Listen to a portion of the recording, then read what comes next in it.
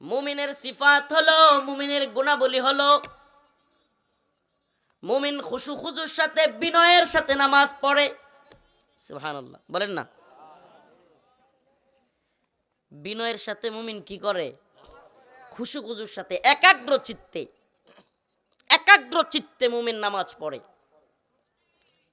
সুবহানাল্লাহ ওয়া বিহামদিহি। প্রিয় ভাইরা আমার, কারাগার থেকে বের হয়ে আমি আগে আমার লাইফে এত বেশি নামাজ নিয়ে আলোচনা করি নাই। কারাগার থেকে বের হওয়ার পরে যেই পরিমাণে নামাজ নিয়ে ইন্নাল হামদুলিল্লাহ নাহমাদুহু ওয়া নাস্তাঈনুহু ওয়া নাস্তাগফিরুহু ওয়া নু'মিনু বিহি ওয়া নাতাওয়াক্কালু আলাইহি ওয়া নাউযু বিল্লাহি মিন শুরুরি আনফুসিনা ওয়া মিন সাইয়্যাতি আ'মালিনা من يهده الله فلا مضل له ومن يضلل فلا هادي له ونشهد أن لا إله إلا الله وحده لا شريك له أما بعد فأعوذ بالله من الشيطان الرجيم بسم الله الرحمن الرحيم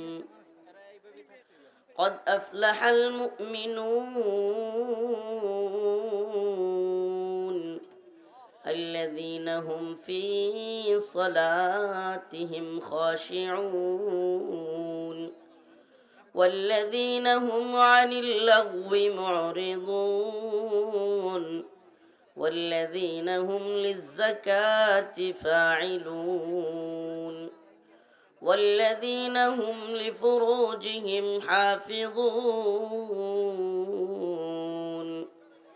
إلا على أزواجهم أو ما ملكت أيمانهم فإنهم غير ملومين صدق الله مولانا العظيم وصدق رسوله النبي الكريم ونحن على ذلك من الشاهدين والشاكرين والحمد لله رب العالمين